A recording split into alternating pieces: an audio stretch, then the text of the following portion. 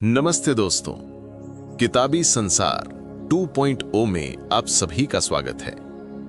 क्या आप भी उन लोगों में से हैं जो किसी भी नई चीज को सीखने की शुरुआत तो जोश के साथ करते हैं, लेकिन जल्द ही हार मान जाते हैं? क्या आप भी हमेशा सोचते हैं कि कब मैं इसमें परफेक्ट बनूंगा, और इसी सोच में उस काम को करने का मजा ही खो देते हैं? आज हम बात करेंगे थॉमस एम स्टर्नर की शानदार किताब द प्रैक्टिसिंग माइंड के बारे में।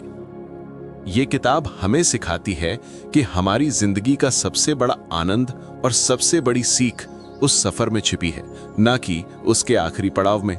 यह हमें बताती है कि कैसे हम रिजल्ट यानी नतीजे पर ध्यान देने की बजाय प्रोसेस यानी प्रक्रिया को एंजॉय करके अपनी जिंदगी को ज्यादा खुशहाल और सफल बना सकते हैं।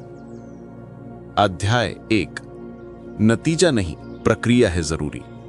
फाइनल प्रोडक्ट नहीं, सफर को एंजॉय करें। हम अक्सर किसी भी चीज में मास्टरी हासिल करने के लिए बहुत जल्दबाजी करते हैं, चाहे वो गिटार बजाना हो, पेंटिंग बनाना हो या कोई नई स्किल सीखना हो। हम बस ये सोचते हैं कि कब हम इसमें परफेक्ट बनेंगे। लेकिन स्टर्नर कहते हैं कि जब हम सिर्फ फाइनल रिजल्ट के बारे में सोचते हैं तो हम खुद को निराश और बेचैन कर लेते हैं।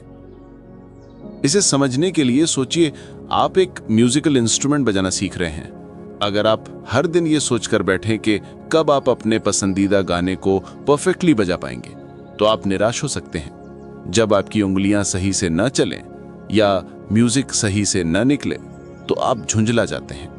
यहां समस्या ये नहीं है कि आप सीख नहीं सकते, बल्कि ये है कि आप सिर्फ रिजल्ट पर फोकस कर रहे हैं। स्टर्नर समझाते हैं कि असली मास्टरी तब आती है जब हम प्रैक्टिस पर ध्यान देते हैं और उस प्रक्रिया को एंजॉय करते हैं। जब आप ऐसा करते हैं तो आपकी स्किल्स अपने आप धीरे धीरे बेहतर होने लगती हैं। यही बात स्पोर्ट्स में भी लागू होती है।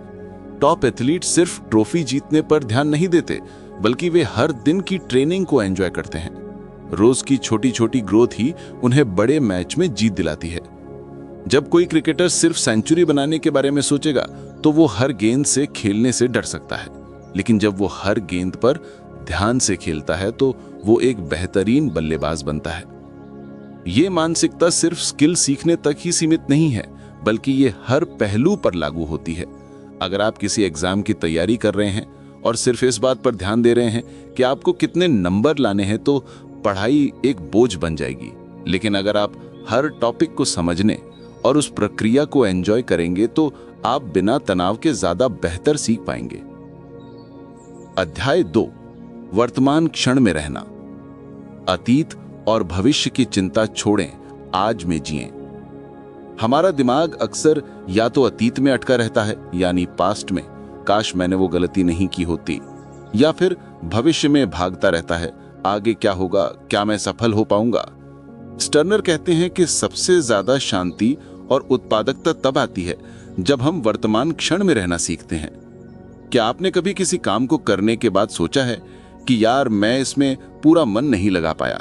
इसका कारण यही है कि जब हम कुछ कर रहे होते हैं तो हमारा दिमाग अक्सर कहीं और भटक रहा होता है। इसे एक उदाहरण से समझिए। अगर आप गाड़ी चला रहे हैं लेकिन आपका ध्यान ऑफिस की मीटिंग या घर की परेशानियों पर है, तो क्या होगा? आप शायद सही से इंडिकेटर लगाना भूल जाएंगे या किसी दुर्घटना का शिकार हो सकते हैं। लेकिन अगर आप सिर्फ गाड़ी चलाने पर ध्यान दें तो आपका सफर ज्यादा सुरक्षित और सुचारू होगा। स्टर्नर इस बात पर जोर देते हैं कि हमारी बहुत सारी चिंता और तनाव सिर्फ इसलिए होता है क्योंकि हम वर्तमान में नहीं होते। जब हम सिर्फ इस पल पर ध्यान देते हैं तो हमारा दिमाग ज्यादा शांत होता है, डिस्ट्रैक्शंस कम होते हैं और हम हर काम को ज्यादा कुशलता से कर पाते हैं। माइंडफुलनेस का मतलब है किसी भी काम को पूरी जागरूकता के साथ करना। अगर आप खाना खा रहे हैं तो सिर्फ खाने पर ध्यान दें, हर स्वाद को महसूस करें। अगर आप किसी से बात कर रहे हैं तो पूरी तरह से उनकी बात सुनें। ऐसा करने से आपकी संचार क्षमता यानी कम्युनिकेशन स्किल्स बेहतर होंगी और रिश्ते भी मजबूत होंगे।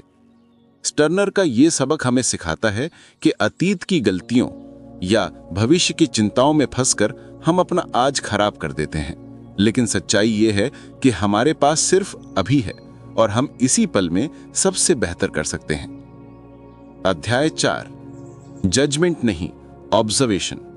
गलतियां सीखने का मौका है, खुद को जज न करें। जब भी हम कोई नई चीज सीखते हैं तो सबसे बड़ी रुकावट हमारी अपनी जजमेंट होती है। जैसे ही हम कोई गलती करते हैं, हमारा दिमाग तुरंत कहता है, मैं इतना अच्छा क्यों नहीं कर रहा, या ये मेरे बस की बात नहीं।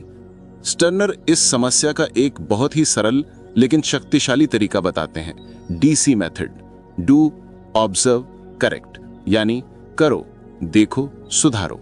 ये तरीका कहता है कि जब आप कुछ सीख रहे हो तो बिना खुद को जज किए बस करो, फिर देखो कि क्या सही हुआ और क्या गलत, और फिर बिना किसी तनाव के उसे सुधारो। इसे एक उदाहरण से समझिए।